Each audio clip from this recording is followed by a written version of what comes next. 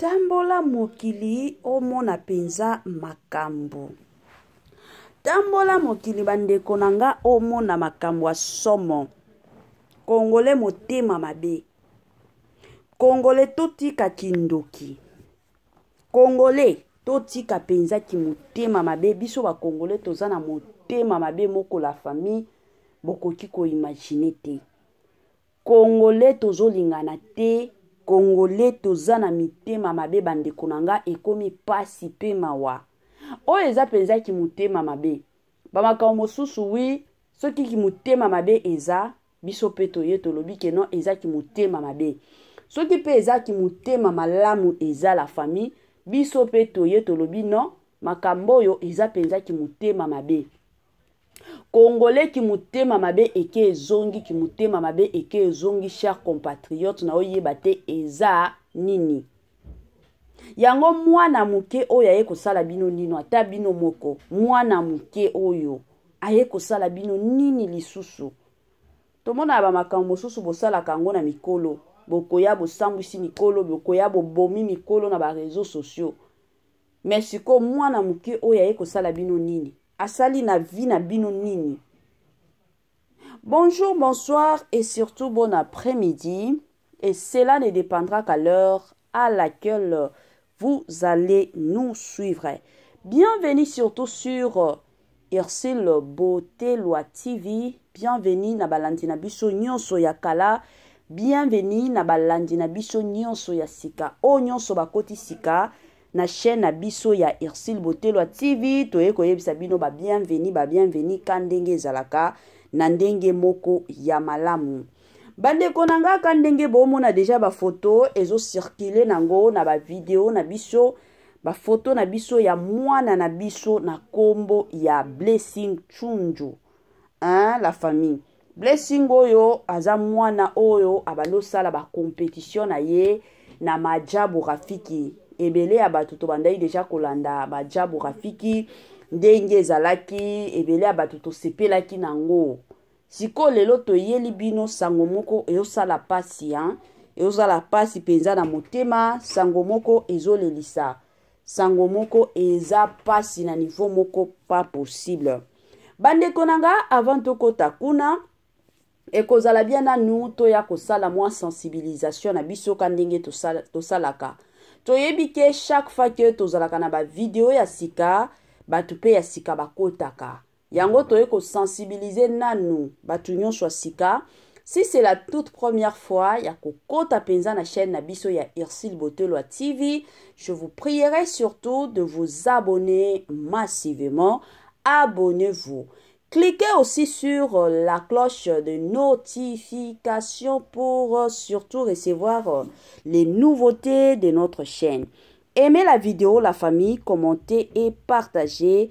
Ekosala biso malamu mingi.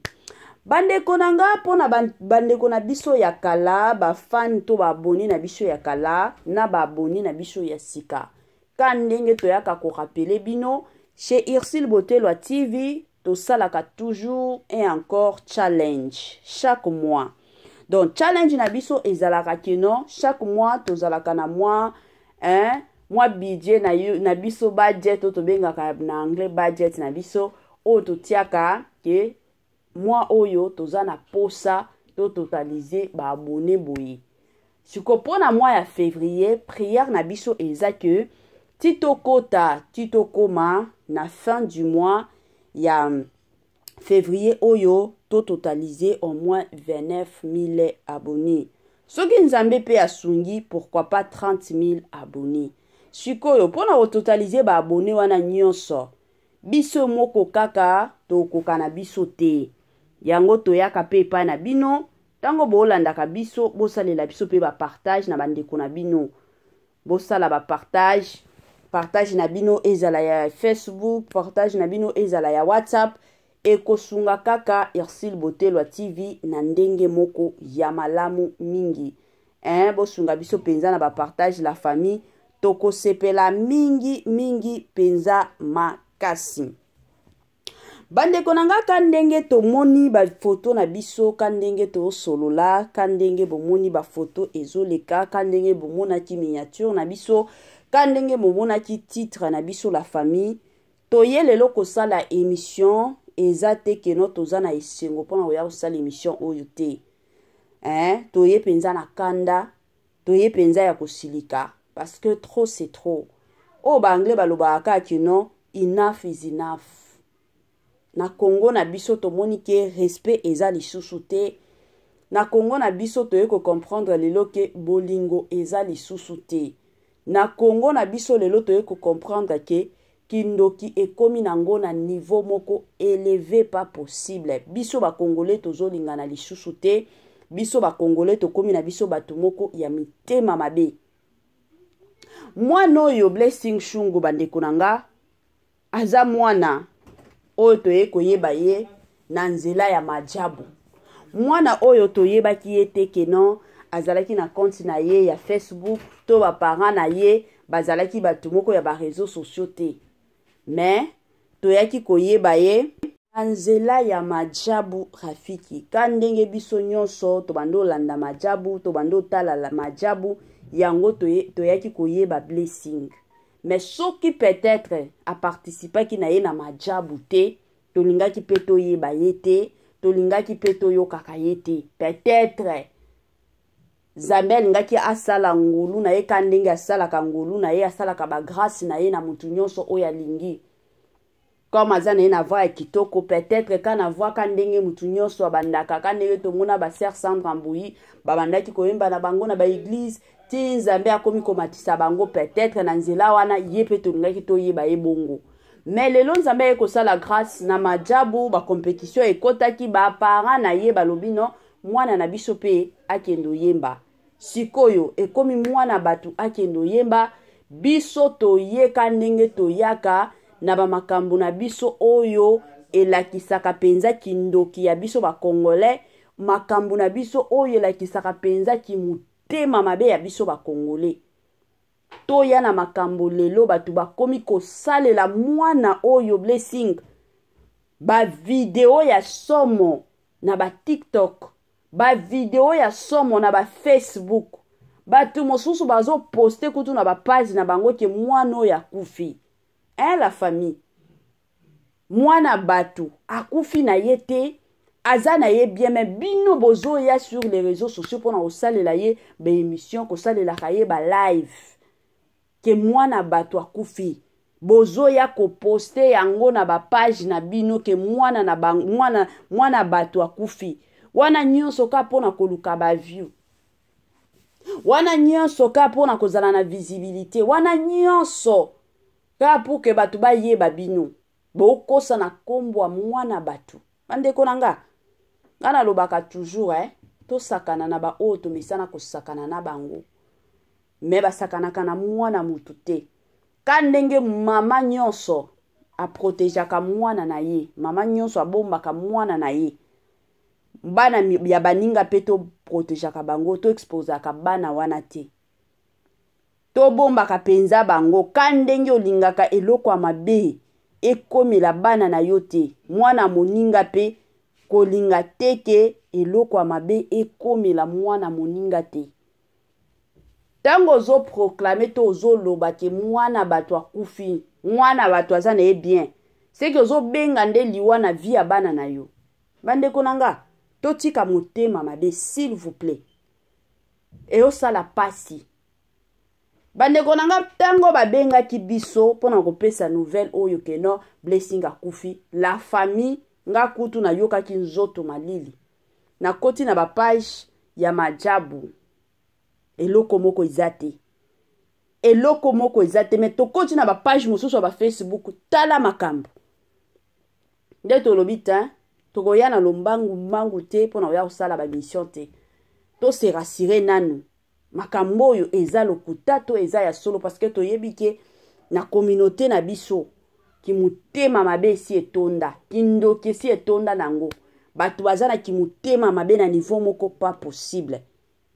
C'est ainsi que quand ndenge tozalaka na batu na biso oyo bakotelaka biso na mozindo ya makambo nde toye kopesa bango makambo bake baluki balobi te mama ndenge eza boye blessing aza na ye bien aza na ye en forme tolobi te eza ya kobeba TikTok kuna eningani bato baolobaka keno blessing wana aza lisusu te bato na biso wana bake lisusu baye na baconfirmation na bafoto balobi te mwana bato ye yo aza na ye très bien bandeko nanga c'est ainsi que biso pe tozwaki makasi wana koya kosala lelo émission tozwaki penza makasi ya koloba keno tovanda kimia te mais toya kosala ba analyse ce n'est pas possible na communauté na biso na oyeba te communauté na biso na oyeba te ki mutema mabe o toza nango communauté na biso na o comprendre te kindoki niveau ya kindoki oyo tokomi nango communauté na biso tokomi na kindoki moko o balobaka kindoki moko mal placé ki mutema mabe moko bandeko nanga mosusu to oyeba te ki mutema mabe oyo tokotia yango wapi tokovandisa yango pe wapi la famille eza pasi penza pe mawa pasi o tolobaka pasi pe mawa la famille ekomi mwa pasi ki mutema mabe na communauté na biso eleki tokomi na ki mutema mabe na niveau moko bandeko nanga pas possible bandeko nanga avant to continuer na mwa analyse na biso na olingana nu na yako épingler mwa eloko ebele ya batu bazomi tuna ba question ebele ya batu bazotuna mama na biso Ursule Botelo aza wapi yango na ye penza ko épingler mwa eloko ya muke kaka bandeko nanga na sala ba émission na chaîne ya Ursule Botelo TV na ba émission nyonso ona osala nazo ya kaka na mwa eloko yo ebele ya batu baotuna kaka pourquoi toyo kaka mungongo mama oyo bien que toyo kaka ye quelque part aussi voilà na minute oyo Ursule Botelo TV azana ye andeye to éprouvé papa na ye autaki kotika biso ça fait presque 3 semaines o papa na ye akufaki bakundaki ye c'était le samedi passé nde bakundaki ye ya donc bino moko boyebi soki mutu akufeli papa to akufeli mama ezalaka facile te émotionnellement physiquement ezalaka facile te mwa makasi esilaka donc mona mutu mosusu mwa motema osalaka pasi yango ndeko na biso Ursule azwi mwa ka ndenge ezalaka mwa repos nanu azongela makasi na ye bien ba énergie na ye ezonga pe kitoko soki makambo nyonso tu ezongi normal wana bobanda sikoyo koyoka lisusu ba analyse ya mama na bino ba analyse ya fondatrice ya Ursule Botelo TV ba information na bino kandenge yaka kopesa bino ba toli oya yaka kopesa bino nyonso tu bokobanda bozongela koyoka ngo mais pona minute oyo ape manani mwa muke après choc ya munene oyo ekotaki na vie na ye donc ala mingi te bandeko nanga bokobando mona ngo bokobando yoka ye bokobando yoka surtout mongongo na ye na ndenge moko ya malamu mingi bandeko nanga tozonga na sujet na biso ya mawa sujet na biso ya kindoki sujet na biso ya kimutema mabe oyo biso ba Congolais toza nango Congolais toza na mutema mabe moko mal placé Congolais toza na kindoki moko bandeko nanga eza kindoki tekeno ya koloka na butu mais kindoki na biso eza kindoki moko ya kimutema mabe bandeko nanga totikaka mwa biloko ya bongo vie ya bana basakanaka nango te sakana na vie ya mikolo kandenge tomonaka bato mosusu bakotaka sur les réseaux sociaux pona koya kofinga basala ya nzambe bakotaka sur les réseaux sociaux pona koya kosambwisaka basala ya nzambe oui bosala na bino bisala sala na bino o bosalaka na basala ya nzambe mais pona vie ya bana batushaka te s'il vous plaît la famille totika penza ki mutema mabe mwana oyo na oyeba te asali bino nini pour que bozwa penza makalisi wana ya koya koboma mwana batu sur les réseaux sociaux bandeko na nga er mosusu avonsala eloko omitia nanu na place omilobela me soki nga nde nazalaki mama ya mwana oyo soki nga nde nazalaki papa ya mwana oyo lelo nalali kaka boye nalamuki baye kobamba mwana na nga na bareseau sociaux keno mwana na nga akufi. Eske nalingaki nasepela to nalingaki nasepela te? Ekozala bien penza makasi. Eske nalingaki nasepela to nalingaki nasepela te? Bablo mosusu tosalaka otala aza mwana na nga te, me omitia na place ya baparent na ye. Bandeko na nga eza bien te. Bana oyo soki bakotaki kande nalobaki na ebandeli, bana oyo soki bakotaki lelo sur les réseaux sociaux eza parce que opportunité emonanaki. Lelo o na mboka na biso toyebi ebele ya bato bayembaka baza na mingongo moko kitoko, mais parce que ba famille na bango baza na ba moyen te ya ko produire bango, ya ko sponsoriser bango, yango esali keno bato ebele na mingongo na bango ya kitoko e bazoyokana te, bazoyebana te. Mais soki lelo majabu ayaki ezalaki mpona kotombola badon mosusu oyo ezalaki ya kobatama. Bato neti barit kimongoli soki tozongi nanu na majabu talent barit kimongoli. Rit kimongoli aza mwana moko aza na voix moko pas possible, voix moko kitoko wapi. Mais peut-être soki ezalaki na canal ya majabu talent te, peut-être olingaki toyeba Rit kimongoli te. Kandenge bato mosusu baza na bavoix na bango, bavoix wana etikalaka na baeglise, peut-être tolingaki toyeba bango te. Mais majabu aye lelo aye kotombola mwa bavoix na bango wana, baye kobimisa mwa bavoix na bango wana, bakomi koyembela Nzambe publiquement, et ce qui est bien. Soki lelo bana oyo bapanga na bango bandimaki ke bana oyo baya koyemba eza pona ko servir Nzambe na biso, mais biso bandeko mosusu ki motema mabe ya niveau oyo ezolata biso. Pourquoi? La famille ki motema mabe penza ya niveau oyo, chers compatriotes, ezolata biso. Pourquoi bongo? Eza lisusu bien te. Bandeko nanga toluka mbongo na ndenge moko ya bien. Balukaka mbongo te na koya kobomaka batu sur les réseaux sociaux. Balukaka mbongo te na koya koboma bana batu sur les réseaux sociaux te. Luka penza mbongo na yo na ndenge moko ya bien. Ka ndenge batu nyonso balukaka mbongo. Oza besoin na visibilité, oza na besoin batu bayeba yo, oza na besoin batu bayokaka yo. Sala mosala malamu, sala mosala kitoko, batu bakoyoka, bakoyeba yo.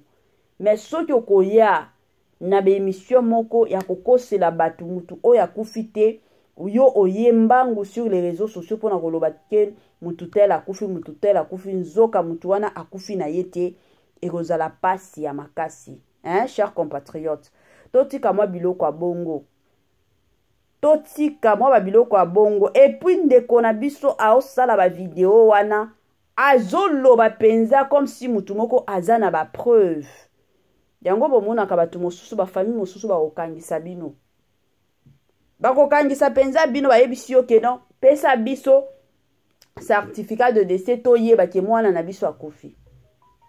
Na yebi te soko bokobimisango to soki bokobando kobalusa miso neti bandoki moko boyi. Eza pasi. Bandeko nanga balukaka mbongo boye te. Luka mbongo na bandenge na yo ya bien. Luka penza mbongo na ndenge moko ya kitoko. Ko luka mbongo te keno na bandenge moko boye emati ekiti te. Boboma batu baba na batu eza lisusu bien te. Toyebi deja ki na communauté na biso ebele ya batu bakipaka na bango te, baya kosambisa baninga, baya kosambisa basala Nzambe bakipaka na bango te. Mais kokoma tina niveau ya koya koboma mwana batu sur les réseaux sociaux aussi longtemps que mwana ye azana ye bien na famille na ye bazolia bazolala bazomilaka, mais bino boya koboma bango sur les réseaux sociaux eza pasi. Yango ka conseil o tokoya kopesa lelo ba parents, surtout ba parents o batinda bana na bango sur les réseaux sociaux, tomonaka pas seulement majabu talent, tomonaka pe ba parents mosusu bazalaka na ma comportement wana ya kofilmaka bana na bango bazobina batie yango sur TikTok, batie yango sur Facebook, wana nyonso ba parents bazoluka visibilité, ba parents bazoluka bambongo. Chers parents, toye kosenga na bino tango bozo exposaka ba vie ya bana na bino sur les réseaux sociaux, bozala pe ba parents oyo ya mabondeli. Bozala ka ba parents moko boyeke non o exposer na vie ya bana na yo et puis ovandi na yo timia comme si rien n'était, non. Bozala pe ba parents moko ya ba vie de prière, parce que déjà avec les réseaux sociaux, la famille, réseaux sociaux eyaka nango déjà na ba makambo ebele, réseaux sociaux eyaka déjà na ba réalité ebele. Alors vie de prière surtout ba parents na biso, vie de prière surtout ba papa na ba mama ekosunga mingi makasi. Bana soki ozo expose bango, ozo tiaka bango na ba réseaux sociaux, na ba réseaux sociaux oyo toyebaka ba eta ya batu te, toyebaka te. Eza batu mosusu yo kanisi aotala mwana na yo na miso ya kitoko nzoka, ye azotala na ye mwana na yo na miso ya kindoki. Batu mosusu kanisi ke no openza alingaka mwana na nga nzoka, alingaka mwana na yo te, posa na ye to makanisi na ye ezake mwana na yo ataki eloko moko ya mabe ekomela ye. Alors chers parents, tango zotiaka bana na yo sur les réseaux sociaux, yebaka pe kobondela pona bana na yo. Mokili oyo eza ya kobeba, mokili esi ebebi. Mokili oyo eza mokili oyo neti mokili tozalaki nango kala te. Mokili ya lelo ekomi nango mabe, mokili ya lelo ekomi nango somo, mokili ya lelo penza ekomi nango mutu pasi. Yango ekozala toujours bien kosambelaka pe pona bana, sambela pe pona bana na yo, sambelaka pe pona libota na yo, sambelaka pe pona famille na yo, ekozala malamu mingi.